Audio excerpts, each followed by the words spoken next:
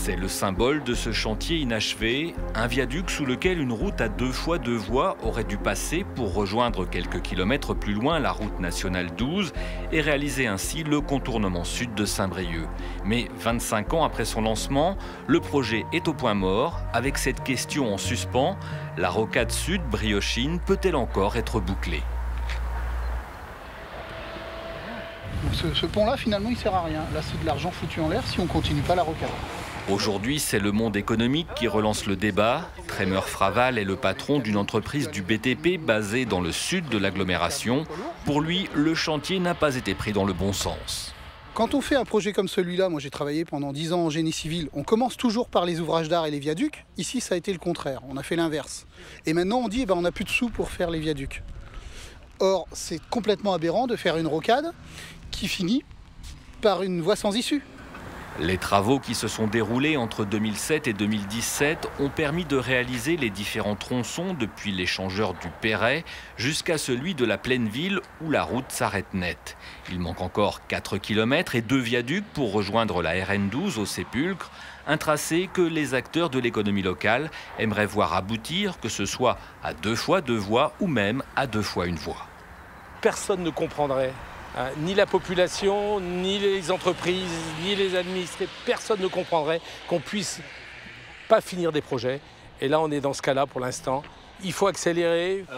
Cette prise de position est le fruit d'une étude menée par le Conseil économique et territorial de Saint-Brieuc-Lamballe, présentée en février lors d'une conférence de presse, avec une volonté commune de relancer la machine. J'espère qu'on aura l'occasion d'en rééchanger. J'espère que le département prendra compte un petit peu de nos observations et de l'unité du monde économique derrière les solutions. C'est tout ce que je souhaite. Et pour ça, il faudra qu'il y ait effectivement qu'on puisse construire derrière et décider vite. Alors un chef d'entreprise de nature, il décide vite. Il va falloir qu'il fasse un peu la même chose. C'est en effet le département des Côtes-d'Armor qui est le maître d'œuvre de ce chantier. Un maître d'œuvre confronté en 2019 au désengagement de l'État puis de la région.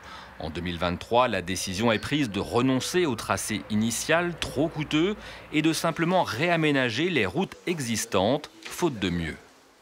Non, ce n'est pas la même ambition, mais il faut aussi comprendre que le projet initial a été réalisé en 2000 et donc il n'avait pas les mêmes contraintes que celui que nous avons aujourd'hui.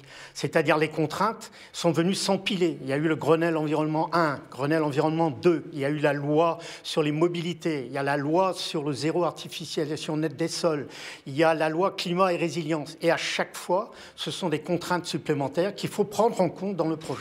Bonjour, on a besoin de votre soutien. Les temps changent et les budgets se réduisent à peau de chagrin. Mais pour les habitants de Trémuson, dont le bourg est directement touché par ces changements de tracé, rien n'est encore figé. Tout le monde peut comprendre qu'il y a des problèmes effectivement de budget, ça c'est pas. Mais du coup, il faut, plutôt que d'arrêter, il faut au contraire relancer les partenaires financiers possibles. Enfin, il paraît qu'il y a une banque des territoires qui doit servir à aider à financer les grands projets sur 90 ans. C'est pas pour nous qu'on se bat. On sait que ça se fera pas. Ce sera trop tard pour nous. Ça sera, pour les générations qui arrivent. Voilà, la réalisation finale, peut-être dans 20 ans, j'en sais rien, moi, 15 ans. Mais il faut au moins qu'on nous dise pas c'est terminé, on n'en reparle plus. Ça, c'est pas entendable. Voilà en tous les cas un bon thème de campagne pour les échéances électorales à venir.